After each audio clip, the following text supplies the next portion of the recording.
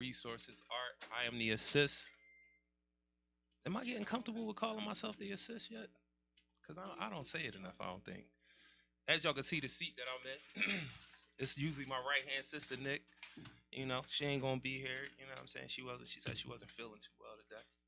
So, you know, we got to make sure she good at all times. We got some guests in the building.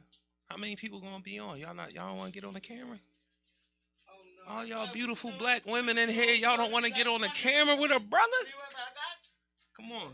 Come on, sit on over here so they can find out who you are, what you do. Because we don't introduce people on here, you know what I'm saying? Because nobody can introduce you like you can introduce yourself. And I tear a person's name out the frame as people can see and have learned. Who this peeking in on my show, man? Who is this? It's Michael Cogman. Oh, all right. Well, come on in, Michael. I'm locked in. Come on in, How Michael. y'all doing? You know what I'm saying? I'm a little bit behind. We gonna do what we gonna Please do. Come excuse on me. in. Yeah, please excuse me. This I appreciate this, man. I'm in here Glockaway Radio. Yes, sit right there. Yes, Put the headphone on. Make sure y'all, pull the mics close to y'all so we can get everything y'all say. We don't want the people to miss nothing. So, Worcester and Maderi, we gonna start with that. You know, we do our food drive every Saturday. Worcester, Maderi, Uptown. You know what I'm saying? Serving those seniors, our seniors. You know what I'm saying? In our enclave. That's what I'm gonna start calling it because that's what it's been, and we can bring it back to what it was. You know, even though I'm not originally from Uptown, my grandfather lived up there. It's one of the things that I knew. One of the things I learned when I was young, living on 18th and Master, when we was poor. If you lived on 18th and Master in the 80s, you was poor. Period point. And it's crazy because all the people on our block pretty much was homeowners. So I ain't gonna say everybody lived in that community was poor, but it was bad. It's amazing what it looks like now. Gentrification. You know what's crazy? It's a beautiful thing when you have the ability to think about something and then turn it into that. And that's what I be seeing when I see gentrification. Because where I lived at on 18th and Master, they created blocks. They changed the way the houses, no row houses, townhouses. People got driveways. You know what I'm saying? I walk through there, it blow my mind every time I walk through there. You know what I'm saying? So I look at that and I know it looks beautiful. And like I said, it's an amazing thing when you can think of something and then go do it. You got the power to do that. You know what I'm saying? But let's not forget that ability to do stuff is coming on the backs of other people. You know what I'm saying? I ain't gonna get too deep into gentrification. If y'all don't know what gentrification is, look it up. Look around your city. See all the different things popping up, all the new landmarks, all the new apartments, and whole blocks knocked down. And then next thing you know, 6 months, a year later, they whole new blocks. You know what I'm saying? So I ain't gonna go too far into it, but I'm gonna say, we can do the same thing when we put our mind to it uptown because gentrification is forcing a lot of black folk. They may not know they being forced to move up there. A lot of folks out here are moving up there. They coming up there from Southwest where I'm from South Philly, from other parts of North Philly. You know what I'm saying? Moving up there because of gentrification. And it's where we was living at anyway. It was our suburbs: Mount Airy, West Oak Lane, Logan, Germantown. All of those was black folk suburbs. Like black folks got money in the '60s and the '70s, and they moved up there and they bought homes. You know what I'm saying? And things happen: crack, gun violence.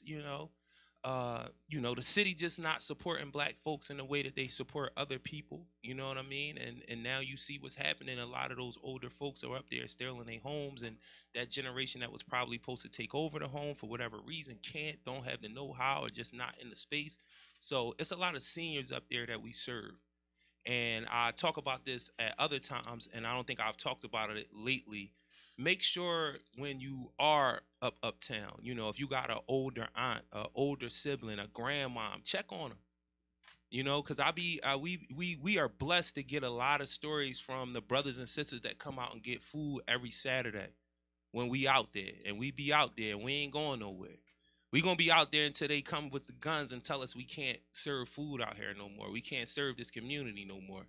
And even then, it's gonna be a problem. So I just want us to remember, like, we got folks uptown that we need to check on. We got and again, we can invest in our neighborhood. You know what I'm saying, and make it the way we see these gentrified neighborhoods. Older, I can't even remember her name, and I apologize, but I'm gonna bring her on the show as well. I went to a meeting with frontline dads, and the sister came in and she was explaining how she's seeing gentrification happening at early time, like the 80s and 90s, you know what I'm saying? And she was privy to be in places where she was getting certain information and she was seeing it. And she was trying to get our folks who have been told, since we were brought over here, that we not supposed to trust each other. We not supposed to work with each other, that we don't stick together. And one of the things that I like to put out there when I hear that, to push back on that, because it's not true, is one, just the way I live my life. I'm around a whole bunch of black folk that I ain't blood related to that show me amazing love, and I give it back. And we rock out together. My brother's sitting right there. His wife is my co-host. Carlita is a young black woman that seen what we was doing out there, and she was like, listen, I'm with this. Her mom, her sister. So I don't come from the space of black people don't stick together. I don't know what that looks like, to be honest. I know what it hear. I know what it sound like, but I don't know what it looked like. And one of the hard numbers that I be wanting people to understand is who you think employ black folk in this country. It's black people. Look it up. Research it. With all our discontent and all our self-hate and low self-esteem, if that all is even really true, is that something that's being told to us to make us believe it? You know what I'm saying? But I know black people love on other black folk. So I'll never be one of those people to come in here and be like, black people don't stick together. Then how the fuck all these fraternities and sororities is years and years and years in the making? How is gang members moving? You know what I'm saying? That's unity. It might be for the wrong shit, but it's unity.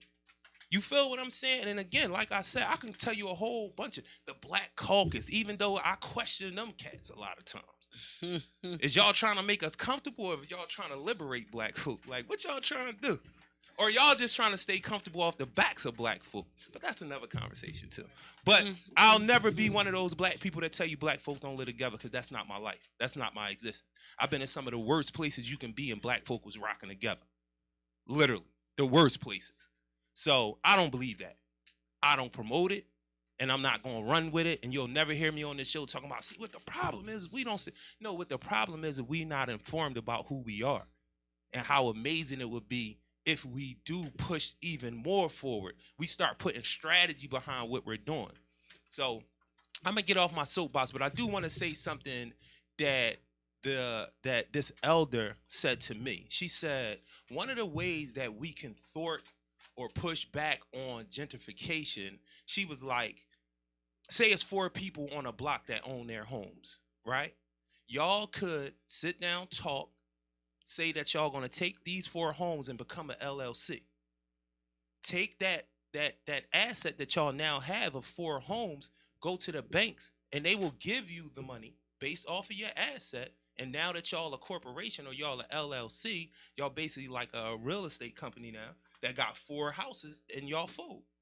You know what I'm saying? And y'all take that money, y'all can redo the houses that y'all have. If somebody is behind on their taxes, y'all could take a piece of the money, take care of that. If somebody needs some work done on their house, if somebody is not as far up on paying their home, like they might have just bought the home and y'all want to get the home, like say the house is $100,000 and y'all put $30,000 of the money that y'all get from the bank, so that now their mortgage is lower and you still have enough money to buy another property on that block or buy a lot on that block. You know, and it sounds so simple because it is, but the only block is that we're telling each other that I can't trust. I used to say the same thing when the pandemic was going on about homeschooling. If we dealt with our neighbors, that one sister that got 3 kids in the house, and she like, yo, I don't know how I'm gonna do this. And then there's another sister on the house that got 2 kids, and there's another sister on the block that got 1 kid. Y'all might should get together and say, you know what? Us 3 can do this at each other's house once a week. You feel what I'm saying? Even to the point where it's like, okay, you got 8 kids. If my number, that's 6 kids. You got 3 parents. Say 2 parents do the 6 and 1 parent can get the week off. And then the next week we do the same thing. And then the next week we do the same thing. And the camaraderie that you building, not just from homeschooling, but now we, mothers that's having conversations with each other about what's going on that might be making how you living hard. How can we help? We get to see each other a little bit more. You know what I'm saying? And it makes it easier to educate our kids. And now We have allies on the blocks to make sure that our babies is okay when we not there. Instead of everybody being like, I don't fuck with them down the street. Them kids right there, they dirty. Them kids right there, they bad. Well, won't you come, offer a wash up? Won't you offer, some instruction? Won't you show them some example? If your kids are disciplined, humble yourself enough to be able to talk to another mother and allow her to know that I'm here for you. And I understand with your frustration, you might twist your face all up. But if I walk by you every day and I live on the block with your face twisted up, you can ignore me a couple times. And I keep speaking, you're going to talk to me after a while. You're going to have that one day when you be like, man, every time I gave this motherfucker, every ugly face that I can give him, he still speak every day. He still offer to take my trash off the porch. And my brothers, I need y'all to understand that we need to reach out to our sisters in a way that's platonic. And the reason why I say that, because I'm one of those black men that get offended when a woman got 13 bags in her car and I'm sitting right behind her and she won't allow me to help her. But I know why she won't allow me, because she fear what may come. Even if it's something as minor as, if he helped me, he gonna try to get my number. He gonna try to get at me. So we gotta start humbling ourselves enough to allow these sisters to know, listen, it ain't always about sexual politics. It ain't always about, you gotta owe me something, or there's a threat there that you're gonna try to get in my house to steal something or take something from me or do something to my children. So sometimes you gotta allow people to not fuck with you for a minute while you show them, because that's something we not willing to do. Like, we be so on our high horse sometimes because of the things that we do, or we think we do, or how we perceive ourselves. As soon as somebody shuts you down, you be like, who is you to shut me down? But I understand why our people are the way that they are. So I'm a little more patient. I'm a little more humble. I'm going to allow you to know that, I can carry your bags from your car, and it ain't about sexual politics. And you don't got to fear me. I sat in my daughter's mother's parking lot, and two women, one young woman, she carrying waters. Like, I'm a pretty decent sized man, and the waters are heavy to me. So I know if I see this sister, and she was probably like 120 pounds, and I felt bad because I didn't ask her that she wants some help, because I assumed that she wouldn't take the help. So I sat in the car, but it fucked with me that I didn't ask, that I didn't offer. So another sister pulls up right in front of me. Just came from Target. I counted the bags in the back of her car. She had 13 of those bags. I'm thinking, okay, somebody gonna come out the house, somebody gonna get out the passenger seat. So I wait. I'm like, okay, this is the chance for me to redeem myself, because I didn't ask this sister, and I didn't know if she would have took my help, but I assumed. And I knew in my heart that this sister wouldn't take my help neither. And I see her in the back of the car trying to figure out how she can put bags on her shoulder to, you know what I'm saying? And that don't work, so she put them back in there. Then she go open the door, put the rock in the door so she can get in. And I'm like, all right, okay, let me give it a couple more minutes so I can see if somebody come downstairs or something like that. You feel what I'm saying? Nobody came. So I get out the car. I get like halfway out the car. I was like, yo, sis, you need some help? I just put them in the vestibule for you. You know what I'm saying? And she turned around, no, I'm all right. And I'm like, yo, I could see you not all right, but I can't get mad at you because I know why you don't trust. You know what I'm saying? And whether that's real or imagined, if I'm really saying that I'm trying to help, then I have to be patient enough to be like, the next time I see you, and I will see you again because my daughter lives in this apartment complex, I'm going to offer you my help again. I'm going to speak to you again. I'm going to allow you to know I'm around. I'm here. And it's no weird shit. There's no danger there. It's none of that. You know what I'm saying? So, again, Worcester Dairy, we giving the food out every Saturday. We will be there every Saturday. And we trying to make it bigger. We trying to bring more resources. We are. We're going to bring more resources geared towards seniors. It's going to be more than just giving out food. We're going to get the grill out there. We're going to see if we can get the bouncy house out there. We're going to get it jumping. Because that's what we need to do in our community again. You know what I'm saying? We need to come outside. Come on outside, man. Ain't none of the issues that y'all talking about as issues going to get solved if we don't come outside, if you don't see what's going on in real time. Don't believe what the news tell you. I was on the news a couple days ago, me and this young lady right here. And I said a lot of stuff, and I know they was going to edit it, but what it did is reaffirm the fact that they could take a piece of what you say and make it seem open-ended And then you have all these questions that arise. And I love comments too, because I seen the comment. My daughter told me to look at the comments, and people was wilding. And that it's entertaining to me, actually. But one of the reasons why they can jump on stuff like that, because they didn't hear the whole thing that I said about identity. They automatically just jumped on it like, oh, you're making excuses. Listen, I know what I've been through. I know what I go through as a black man. And I know one of the reasons why black folk don't rock how they supposed to rock for themselves and for each other, because we lack identity. We don't have a flag or a language that black Americans are under. Trinidadians got a flag. They African folk, but they move on their ethnicity because they have a language and a flag. Jamaicans do the same. Every nationality. Yes. Irish folks, Korean folks, Japanese folks, they have a flag and a language. Mexican folks that they can have their internal fight, and we all fight. They internally. all have their own country. This is our country right here. No doubt, but we don't have a flag or a language. America is not our country in that way. We were born here, but it's not our country in that way.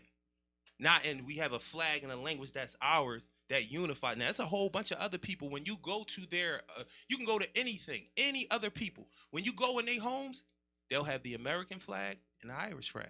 They'll have a Puerto Rican flag and an American flag. They'll have a Dominican Republic flag and an American flag. So what's the whole point in the flag? The flag is something that we recognize that's us. When Dominican people run around with their flag, they letting you know I'm Dominican. You understand what I'm saying? We rock together. This is my group. These are black people. Where's our flag? See, I would like to say that it's the red, black, and green, but we debate about that. Well, I would like to say I'm my own flag. Well, hold on. Before you say that you your own flag, allow people to know who you are. Hello, everyone. My name is Tamika /FTS from the streets for the streets. Mm-hmm. And that's who I am. And I believe in me, and that's what I believe in. I don't believe in a flag. Mm-hmm. I'm not against nobody else's beliefs. Mm-hmm. I believe everybody got the opportunity to believe whatever they want, and nobody else should try to pull, them to believe in their way of thinking. Mm-hmm. Because that's the gift that the Creator gave everyone. Mm-hmm. Their own mind, no matter what you say out your mouth, don't nobody know what you thinking but you. Mm-hmm. Period. That's the greatest gift of all. So what platforms are you on? What do you mean? Platforms like social media. Oh, I have YouTube. My assistant see what platform you on? I don't have to do none of that. What platforms we on, assistant? With a mic at? Give her the mic so she can tell them all the platforms. All the platforms. All the social media. She's on Instagram. At Miss.Geeka, Geeka, MS.Geeka. Okay. Facebook. On Facebook as Tamika, Tameka Green, like the color. Okay. And Twitter. On Twitter. YouTube. Website. FTS. Website. No website. Tangible place people can meet you at. See you. Hug you. Talk to you. Face to face. In the community. What community? What community we talking Southwest. about? Every day, all day. I'm exactly. the queen. Let them know. I'm the queen. Southwest. Let them know. What part FTS, of Southwest? 6 of King Sesson. Okay. Running all the way down to 46 in Woodland, coming all the way around. Oh, all right. I cover all that ground. I got you. We're doing a lot. FTS is presenting their first annual Easter egg hunt for the children. It's not just Southwest children that are involved. Children. We love the kids, and that's what FTS is gearing towards. It's going to be bouncies, face painting, party bus, hot dogs, hamburgers, dance contest, games, egg hunting, and build your own basket. You can take the basket home, that kind of stuff. Tomorrow, we'll be filming on 60th Street,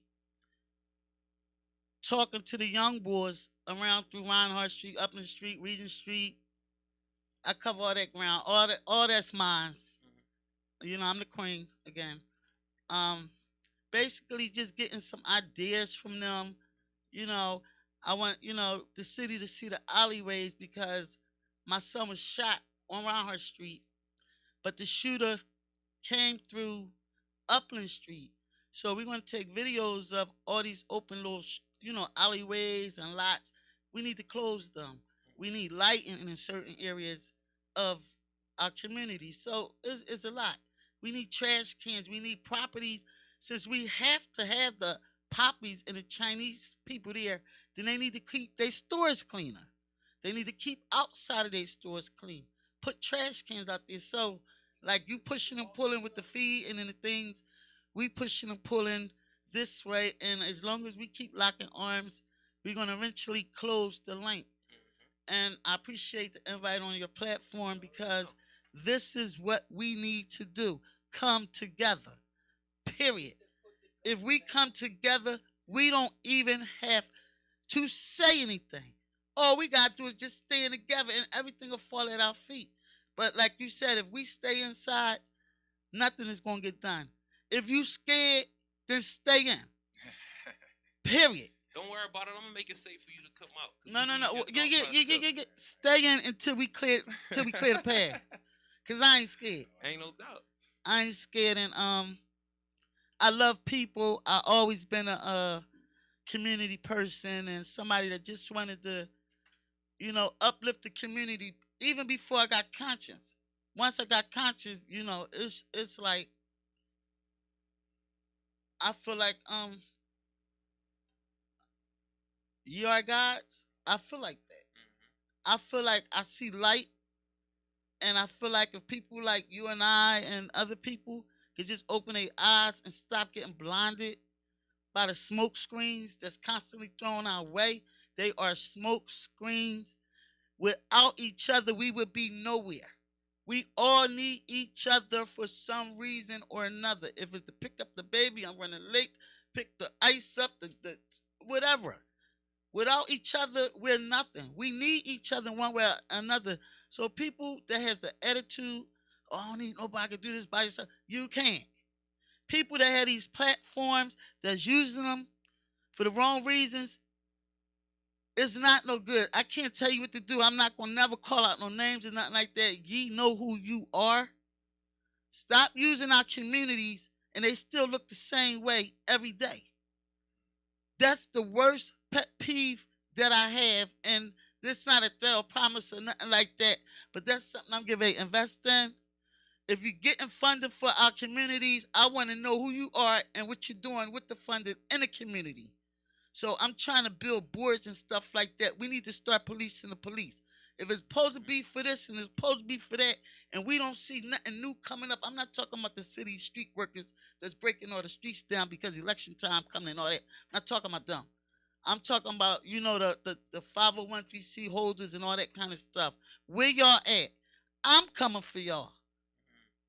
By myself. I'm coming for y'all. Get it out there. Get some swings out there. Let's play Ring Around the Rosie. We're going to teach these kids how to be kids. We got to catch them while they're young. They shouldn't have to go through what we went through. We all know what we've seen and what we've been through. We shouldn't have. It's over. And we're not our ancestors. It's over. So, like I said, if you scared, don't come near me because I'm not. Period. It's a lot to me. I don't know what part you might handle tonight. What? Come on. Okay. What I can handle? Hold on. Cause Do you want the whole story? I always want the whole story. Okay. I always want the whole story. Put the guns down.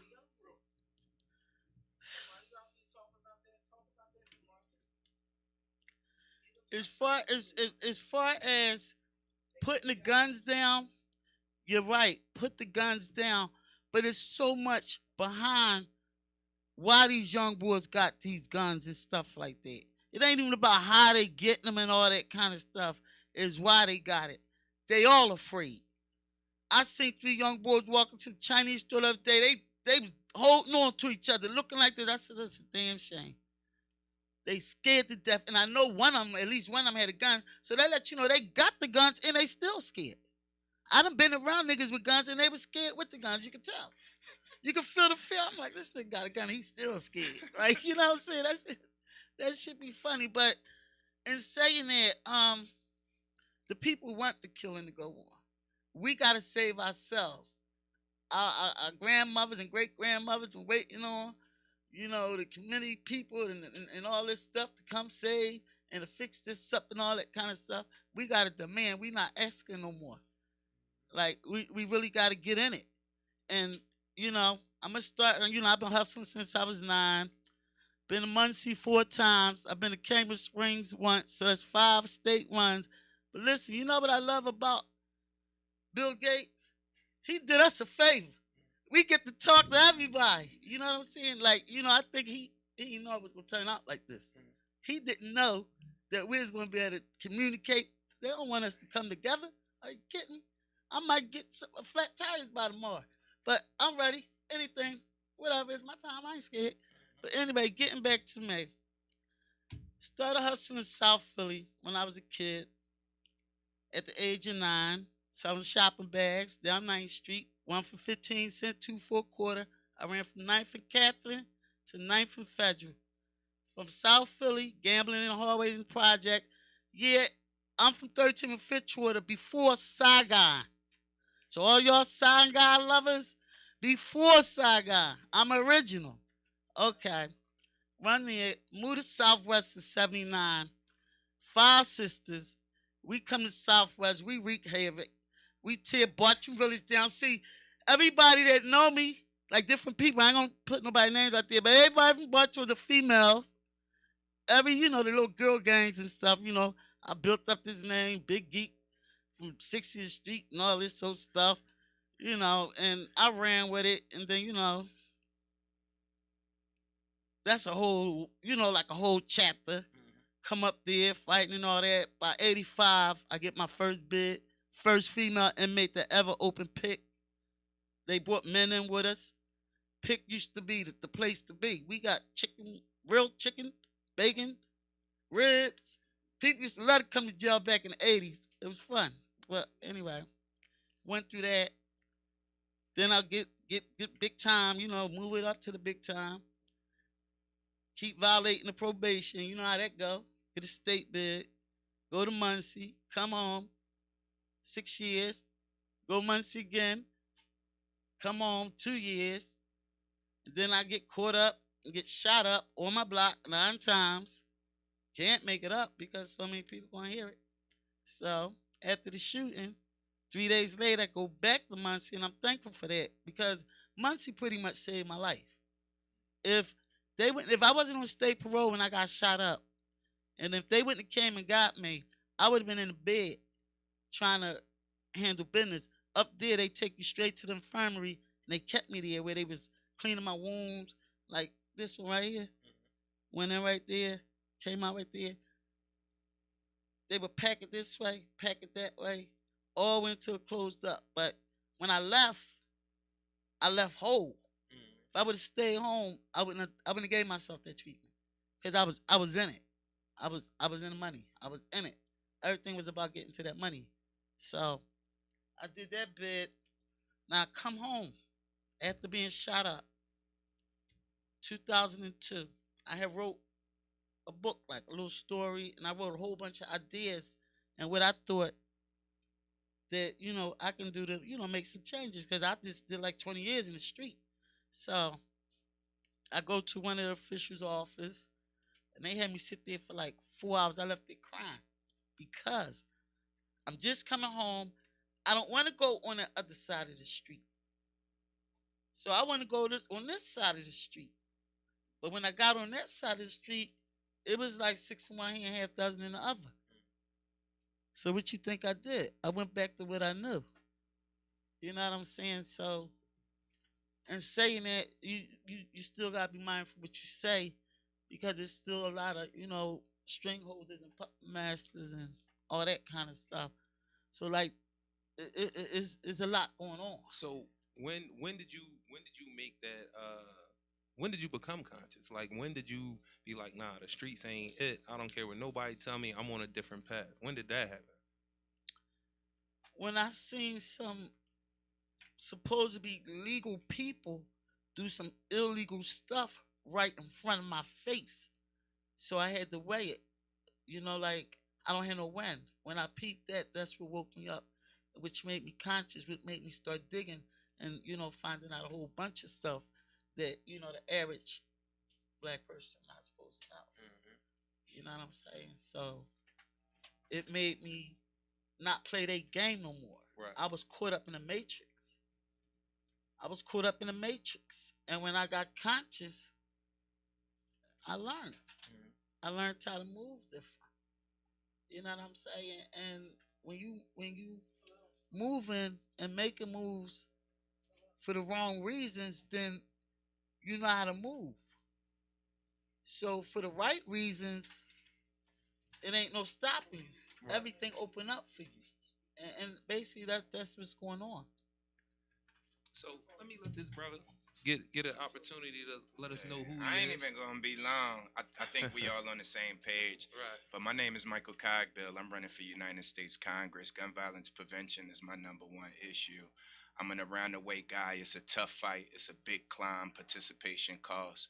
But yeah, we dying. We being obliterated in our communities. The prison industrial complex, our schools. The fact we going to these establishments with lead and asbestos and competing with white folks from the Radnor district, competing against these microaggressions. And what y'all was explaining real quick about not having a flag of cuisine and whatnot, that's called nationalism. And a lot of the wars, Ukraine, Russia, some at Palestine, Israel, all of these countries having these battles, it's because of nationalism. So somebody asked me about foreign policy, and it was so cool to hear that y'all share the same ideologies as me. I said, I ain't really got no comment. I live in a country where, they don't consider me an American. Mitch McConnell said black people ain't Americans, or African Americans are separated from Americans. We don't have a flag. Fried chicken, not like a cuisine from a country in particular, or from an island. But so see, I just agree with but y'all. if they keep us caught up worrying about a flag Yeah, and all that yeah, kind of stuff, their job is to keep chaos and confusion going. It's a war after the pandemic. Now the pandemic coming back. Chaos and confusion to keep us scrambled. Us that's not conscious. Mm-hmm. So we gotta always stay focused Right. on what we know. Right. No, I agree. I certainly You know what I'm agree. saying? No, Sorry for cutting you absolutely. off, too. No, But I I wanted to get agree. you the- I agree with so much that you say. You talking about losing a son like this. I'm the only Moms Demand Action gun sense candidate in the state. And like discrimination goes a bit beyond the color of your skin, but your bop, the way you walk, the way you talk, phenotype is also. But it's a tough climb, y'all. I done brought my lit. Your conversation is super real. I plan on showing up at your event and being a pillar there, however I could help, whatever I could do. Yeah, absolutely. Are you welcome? Do you know any children that want to come and build their own business? I can share it on my social. I don't know too many children. okay. So now, what's your but platforms? Give us some of the platforms. gun violence. Oh, my Social media? yeah, right. We had the same response. I'm Michael for PA on social media. That's Instagram, that's Twitter, that's Facebook as well. www.michaelcogbill.com. That's our website. Yeah, you can look me up. And I'm a gun sense candidate, y'all. Like, gun violence prevention is number one. I believe in canceling student debt and whatnot. I certainly believe in Medicare for all, but for all communities, we dying, we being obliterated, and that's what I want to tackle. Where are you from? I'm from North Philly. I'm from 25th and Cambria. Okay. I live in Germantown now. I live on Germantown in Seymour, down the street from the Masjid, but I'm from 25th and Cambria. My mother was a single mom. I saw my pop once, never again after that. She held it down, drove a bus, would get on the bus for 10 hours, come home, cook, clean, answer phone calls from teachers, who didn't understand my gift or whatever I was trying to do in life. Mm-hmm. She would hold it down. My mom did so much, and that's what we see in our communities. Women in general not being afraid. Like my father more so was probably afraid of that responsibility. But women, when a child come out here, it's like that's automatically you right then and there you're responsible for that. And that fearlessness, I think the fearlessness that I have challenging the establishment, it come from being raised by a black woman. Ain't nobody more fearless than a black woman. Real rap. Yeah, absolutely. So when you say prevention, Yeah. Like, give me, because they gonna dissect that. Prevention is a word that people Funding can the throw organizations that do the work. Mhm. A lot of times, these incumbents, they get in bed with these incumbents, these people who don't really know our community, who ain't never been locked up, who ain't never been jammed, who ain't never been poor, who ain't never been hungry. Somehow they ending up with $100,000 grant to talk to us about our community using words like social impact, talking about impacted communities. They got the good grant words or whatever. They able to articulate themselves on the paper, put it down, and we end up missing out the folks who could really tell such and such, like, yo, I know you about to go spend on such, come back here, take your time, think about it, make another step. But the people who really do that work, we got to be able to articulate it, and then discriminate. And we got to have a conversation about intellectual discrimination. Mhm. If you ain't go to no college, somehow you ain't fit to take care of your community.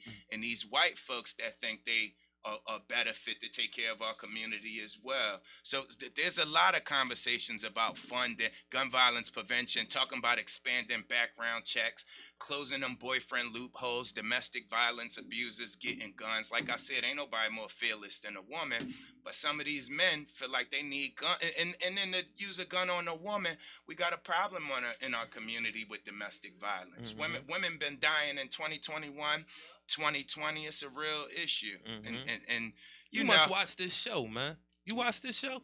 Yeah, well, I'm familiar with Glocker. We're ready. I don't have time to be on the gram, but I'm certainly familiar with the PSA podcast and anybody highlighting folks and highlighting the real. I think that's what this podcast, like, highlighting people who are real. Sometimes you get caught up in the smoke and mirrors, just like you said. doubt, Sometimes no you get and they can't see who is really doing what. So I got a question for both of y'all to answer, and give the brother a chance. I'm not Nah, saying nothing else. I'm just good, messing she with her. I'm just good. messing with her. I'm just messing with her. Yeah, But absolutely. what is, because this is a resource show, the information that we provide, the networking that we try to create, amongst ourselves, the people we bring on the show, it's a resource show. And then we really try to then we get out there in the street with those resources that we, you know what I'm saying? Like that, when I link up with you and now I got a relationship with you and I tell you, well, damn, come out and volunteer. You are Germantown. Come out. And then we can have a further conversation. Then you can see what's going on out there. So the resources and the information turns into action.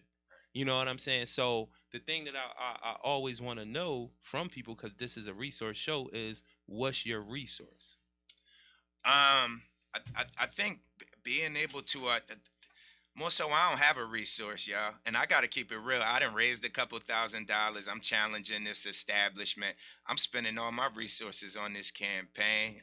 I'm self-funding. I think having lists. I got email lists of folks that show up in the community, people that help on our campaign. I'm gonna bring volunteers with me. We're going to show up and be available. Interns who believe in my mission. If I'm saying, this is a community activist who also has a decent mission, best believe we're going to be there. I think energy is my resource as well. Energy is everything. Yeah, energy is everything. But pulling from that and showing up from event to event and being a smile and even having on the jet, like letting a young person, when I be like, yo, I'm running for Congress, people just look up and their eyes light up. And be like, that, like, almost like they expect us to be out here jamming each other and hurting each other. Or you never seen that, like, if I'm not talking about rapping or playing ball, or even owning a record label or something like that, like, it's something different for folks. But I think just the energy and being available and showing up and being fearless and being able to check these people, I think that's a resource. He got a whole bunch of resources, y'all. He told me he ain't no resource. Yeah, but I don't feel, I got you. I'm a bit shy to ask folks for money on this campaign because I don't think people donating to my stuff is like doing me a favor. As a member of Congress, you make 6 figures, they give you a car and what. Like, I want people to be on my ass. I want people to be like, yo, if this trash ain't picked up, I'm calling Michael Cogbill because he coming over to this. Like, if something happened to my son and we trying to find out who, I'm calling Michael Cogbill. He gonna put everybody on alert. He gonna make noise. He gonna be on Instagram saying, have you seen this face? Have you seen that face? Whatnot. But yeah, I don't want to be no hero. I don't think. Yeah, I want to work for y'all. Like, I want people to put me to work. Yeah. Exactly. I want people to put me to work. I mean it. So, what is your resource?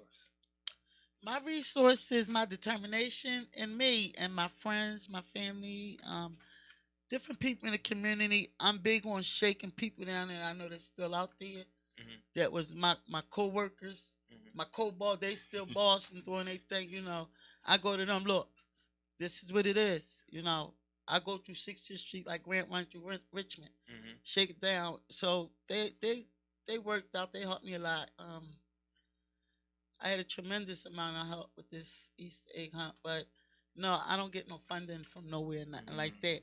That's the problem because if you sit around waiting on them, you're not gonna get nothing done. They make the paperwork. You got to get this done. You got to get that done. They make it so hard. They try to tell you, but if you determined, you're gonna make it happen. No doubt. You were saying something. We had a conversation. I don't mean to cut. Go ahead, Now go I'm ahead, gonna do your cut thing. you off. Okay. But what she's saying, the inequities in the funding is so real. There's somebody who really know that said I done been to Muncie. I know how to talk to these folks. I can shake down people who used to be in the community. Yo, why she don't have no money to do what she trying to do, and they doing the Easter egg hunt in Southwest Philly, and there's other folks who playing around with these dollars, who playing around with these resources, and legitimately they get them because they done helped on such and such campaign. They done posted such and such on social media. They done told they people we gonna go over here and support such and such fish fry. It shouldn't be like that. Only the real should be getting these resources. It's one of those things. It's one of those things where that we don't like to acknowledge because we don't want to believe that things are geared towards us or people would really be this diabolical or this nefarious. No, it's for But real. it's really real. black folk, people that look like us that are good with the comfortability that comes with that. So they will spin you. They will spin the neighborhood because they're able to get the money, get the car, be capitalists. They're able to be capitalists Exactly at the what it level that is. they'll play. And their whole thing is, it's like I'm one of them. I'm one of them people that give out the number. Like I always look at people leery when they gotta connect to something and they don't want to get nobody the number. They want you to keep calling them every time you can. Whenever the that middleman. connect, yeah, whenever that can, and those is the people that we have as elected officials, as we have running some of these nonprofits, as we have saying that they're trying to help our community. No, they want to be that middle class that they come to, they give a certain amount of resources to, and then they can play the game with the rest of our people and make them believe I'm going to help you, I'm going to extend the hand, or I'm going to make sure that the money, when they know they're never going to do that. Their whole thing is to get the money. Poverty pimps. We'd heard it before. We done seen it before, and it's in every occupation. Yeah. It's not just nonprofits. It's your entertainers, your athletes, your politicians, your nonprofit shit. I see cats coming home from the penitentiary that's getting on to this money doing nonprofit stuff, that their real thought process. And I'm not saying all the brothers, because I know a lot of brothers that's really out here doing the work. But I know a lot of brothers also, a nice segment of them, it's just you just turned it into a different hustle. And you don't really have a care for the people that you're getting this money to be That's the serving. problem. You know what I'm saying? So that's something that we have to be very, we got to be on guard about it. And we got to be on attack about it as well. Like when we get around those people, we got to make sure, listen, you can't come over here. I can't, I don't want people to come up here and be saying names. This ain't no beef show. We don't get into all of that. But all I'm saying is when you get into those spaces and you know who's who, you got to make sure there's a clear line of distinction. And then other people will know that, well, I rock with Rue or I rock with Giga. Why she don't mess with Bull? You don't even got to say nothing. You're supposed to They, automatically know. right. They automatically going to know because you got a clear line of distinction. Nah, I don't get down with Bull. So when other people see you in the room and you ain't dealing with this person, they know what it is because they know Unspoken your words. heart. They know how you Unspoken get down. words. You feel what I'm saying? So we have to be mindful. It is orchestrated. Capitalism, I say this all the time because I needed people to get it into their head. This country goes by capitalism. In order for capitalism, for people to be super rich and all of that stuff, there has to be a baked-in underclass. Yeah. And that's what black Americans are. To capitalism, not to me. I know what y'all potential is. I know what my potential is. I know what our potential is. But it's an orchestrated system. Like you were saying about gun violence. Gun violence is $1 billion industry.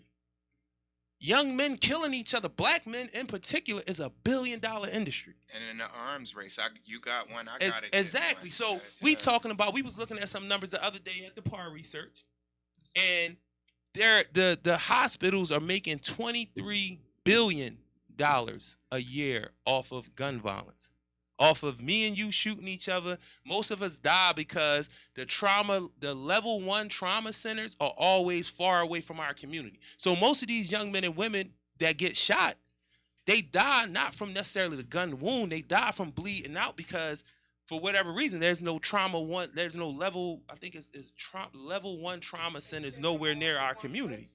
So something that I want to talk about, and I'm hoping I can get somebody on the show that does this, we need to learn how to start doing real first aid. A tourniquet could keep people alive, keeping dudes from bleeding out. Go ahead, baby.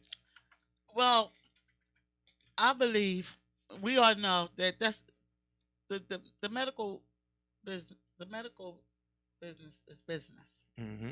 A lot of our people, especially our young people, that get hurt are not dead until they get there. They're murdered, a lot of them at the hospital, I believe. Mm-hmm. Now, what we need to do is look into being as though the way the system is ran by laws, changes some laws. If my son gets shot, I want to go all the way to the back with him, especially if he's alert and talking. Mm-hmm. Because one of my best friends went in the back alert and talking, and then an hour later they come back out and tell us he dead. But nobody allowed back there. Mm-hmm. I think at least one person should be allowed back there to see everything that's happening with their kinfolk. Because you got to understand them body parts is a business. It's so many. So parts that's of the why business. they're making $23 billion. And that's a great point, because we need, whenever your folks go to the hospital for anything, don't let them go by themselves. It don't gotta be an emergency. You always need an advocate in the hospital with you. You always need an advocate in the hospital with you. Now you would want to believe that it's a hospital. No, like she said, it's a business. Yeah, and two, one other Go ahead, thing baby. about that. They're always sending all the traumas to one hospital. You can't put all the trauma in one hospital. You got 3-4 people shot. There's not enough staff. Mm-hmm. There's not enough. And that's the level 1 trauma center part of it. Like, they're the only one that has that distinction. Because it's nobody there really to take care of it. Because they in there with somebody else with a bullet in their head, somebody else coming one in their chest, somebody else on the way. I was in the hospital 3 days ago, and I kept hearing overhead. We got one coming in 10 minutes. One's coming in 5 minutes. One was already there. We know what's up, yeah. Like, people of color, black women, like, we know what's going on. We know it's surreptitious. We know how hard they work against us. It's just like, damn, what we gonna do? Like, how We're gonna do. Yeah. We're gonna govern our own. Ain't no doubt. I got something I wrote that I ain't put out to nobody Mhm. yet, but it's called GOO, govern our own. And that means we're not trying to knock the city out from doing their job and Right. getting their money and none Right. of that. But we know our people, like 60th Street. I know, like the generation under me, I know some thoroughbreds that can govern that whole community. We need to start utilizing our own people. They're not going to listen to nobody coming in from somewhere, from the penthouse or from the gated community. They can't help us. We have to do it. We have to create and govern our own communities. We have to give them jobs right there. Every time I look down the street, is a job. This is a job. Vacant houses, these are jobs. Landscaping is all kind of creations that can be done. But we have to do it, and we have to demand. We're not asking. We're not our ancestors. We're not. We know it's out there. Help us. Some of these lots that don't nobody personally own, the city own, let's put some violin over there. Let's turn it. Muncie created a house 300 of us in 3 weeks with violin. Bed, pipes, every lot got pipes under it. I'm in the real estate too. Every lot has pipes in it. Every lot has gas pipes in it. Before they even destroy the lots, they turn all that off and they cap it off.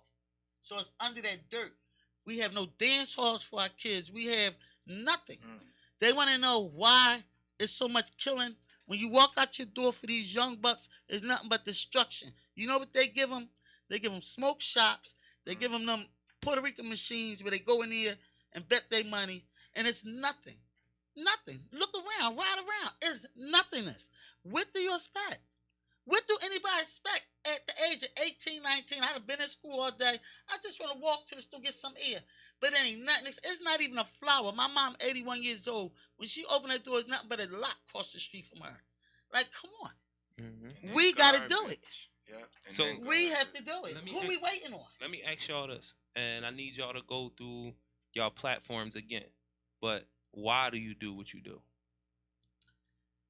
I do what I do because at a young age, I was introduced and I didn't have a choice.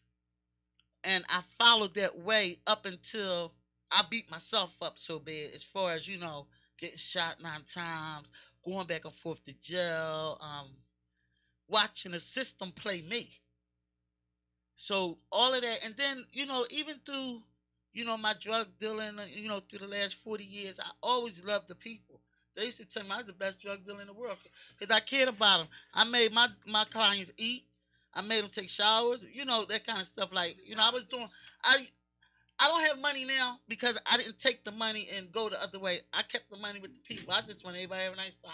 When I had a barbecue, they used to be like, who got all these smokers around? I leave them alone. They ain't my smokers. Because at the end of the night, they going to clean everything and they can have everything. So, What's your sign? Sagittarius, December Sage. I already know I'm the shit. I already know. I already know. I'm the real everything. Right. I'm the real. I'm the real. I got you. But anyway, in saying that, I have a passion for people. Mm-hmm. I love people, especially the underdog. Even in jail, I used to tell dash 8013C, you is not supposed. I'm gonna write you up. I used to write the guards up. Leave these young bucks alone. You're not putting on Thor's ain't running her up to the hole. Nope, not that one. Nope. So I always been like sort of like a caretaker. I just love people, and I'm so advanced. And to see people that don't know, I feel like it's my humane duty to help them. Mm-hmm. I mean, not so much for give them money, but to show them the way, to give them some advice. Because a lot of people are smart in certain ways, but they might not be smart in other ways. So me being from the streets and been in the streets all my life, I just connect with people. No doubt. And I'll mind my business. If I hear something ain't right and I'm gonna say something, no, that ain't cool. You ain't doing that to her or him or whatever. I'm not gonna let nobody take advantage of nobody, none of that. Right. So, I know people all over the city because I always got something to say. Yeah. Why you do what you do, man? I think almost similar, different worlds, how we could be in multiple worlds and on the same planet. But I was brought around it. I had a relative who served as a member of government. She not supporting this because they got their little network of, like this how we, yeah. But I was just kind of brought around, and then I just ended up choosing. I worked at the AFL-CIO. I saw how, our people Tell people be what that getting is real played. quick. That's a labor union. That the Area Federation of Labor and Council of Industrial Organizations. That's a union, but with this union stuff, it's not like it's for everybody or everybody is included. So during Black History Month, I kind of bounced from that job. And I just know that, like, government, we saw during the pandemic, at the stroke of a pen, they could decide whether or not we live or die, whether we get $1,500, whether we get money for food. Right now, they talking about money for gas. They're giving us checks for gas, that child care tax credit. People who had kids was getting $300. Then all of a sudden, they snap. They never got it. It's some people got it, some people didn't. A lot of people did. Yeah, and it's a shame. But that oversight of inherent, but that's the thing. That's where we got to be around folks who in the hood and know what's going on. That oversight. Why ain't nobody asking, yo, this family ain't get they 300. This family ain't get they 300. Like, why people sitting back? Why people missing out on money? Right. People missing out on rent relief and whatnot. I needed rent relief. My They landlord waiting on told us. me he don't do rent relief. So it's like it's Right. a lot of us getting duped. But that's because we don't have people like us in these positions of power, and I really look forward to connecting with you Yes, and yes, making yes. sure we put power in the hands of the people. I think you're so dynamic, and I can't wait. But that's what we got. We got to put power in our hands, No and doubt. really kind of. I like that. Govern our own, because these people ain't that. They taking care of themselves. Ain't no doubt. One of the biggest pieces of legislation that we got from that administration was infrastructure. Knowing the AFL, knowing labor unions, like the folks that's going to be making a lot of money from infrastructure, it's not going to be like black and brown people, unfortunately. And I've been talking about it frequently a lot and having the conversations. I hope folks don't get up because you got to be careful of what you're saying. But, yo, we got to end this economic apartheid. We dying because we jobless. The schools is bad. And it's a lot. We dying. It's crazy. And that's listen. I like your language because people don't. They need to hear those type of things. They need to and they need to look those things up. Like you know what apartheid is. If you've heard of apartheid in South Africa. So if somebody say, economic apartheid. Yeah. Like you starving these communities and wondering why they acting how they acting because they starving. Yeah, you've been starving them for decades, centuries. You know what I'm saying? Yeah. You've been starving them not just economically, information wise. When I say what I said about the identity thing, because we're one of the only group of African descendants who all of our connection was taken away from us. Right. You know what I'm saying? Right. Our brothers and sisters in the Caribbean, it wasn't all taken away. You feel what I'm saying? They still had some connections to the continent. They still had some language, some food, some religion.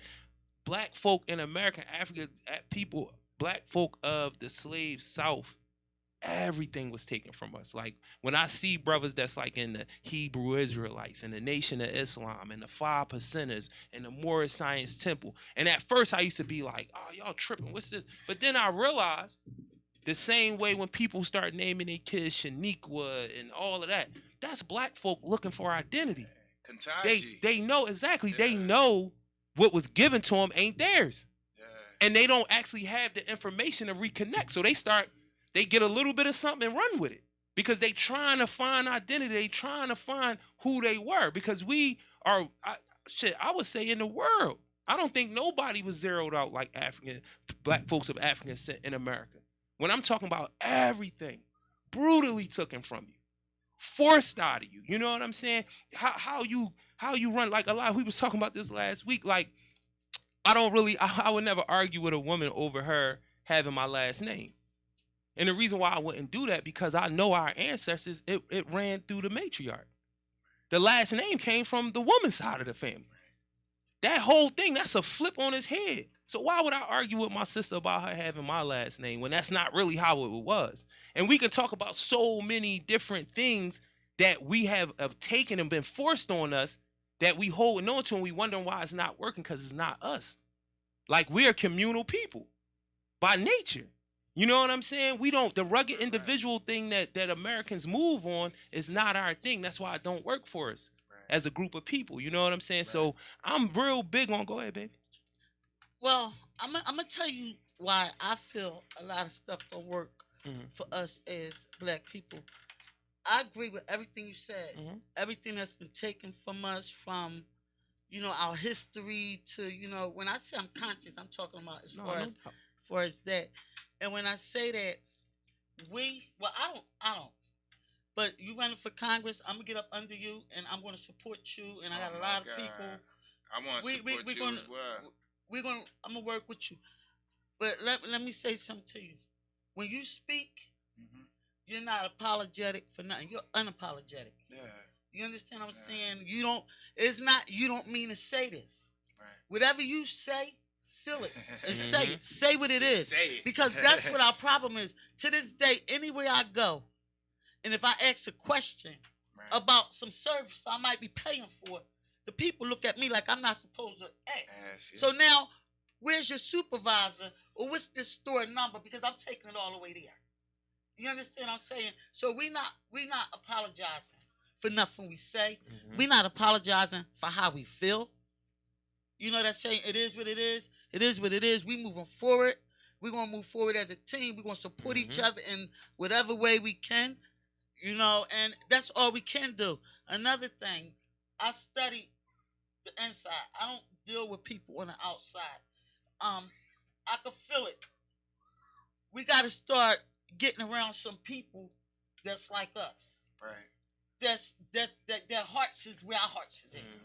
Because if you don't, the balance is not going to balance off. If a person's heart is not in this, and they in it for money, or they in it for fame, or whatever, people get money and do the things that, it's not going to work. It might work for a little bit, but it's not going to work. So that's the first advice I would give you.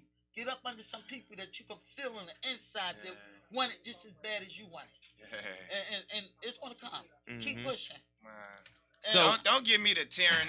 But I said black women are most fearless. I'm here worried about these folks, these white folks who I'm offending, and she's saying like, say it in your Like, gut. we got but your these back. people done discriminated against and us. before Yeah. because we gotta We're get gonna out keep of here. pushing. Yeah, we gonna We keep we gotta pushing. get out of here. So I want y'all social media again, cause she don't know. Tell her what her social media is. Miss Doc Geeka, MS Geeka. MS Geeka, Tamika Green on Facebook. Tamika Green on Facebook. And FTS. Oh, FTS Am I on gonna YouTube. be on there? Yes, when you want to go. Oh, we We'll be having talk a ball. about Let Let them know where you at on I'm Michael social for media. PA on MICHAEL FOR PA on Instagram, on Twitter, and I think that's on Facebook as well. I should know. Yo, Yeah. this Philly service announcement, PSA Takeover Tuesday Takeover. Y'all know the queen, my right hand sister. She'll be back next week because we don't stay sick for long because we got that melanin flowing. But however, listen, I appreciate y'all. Y'all gotta come back to the show because everybody comes back to the show. Anytime. That's what we doing out here. Thank you. I ain't expect to be next to somebody so phenomenal.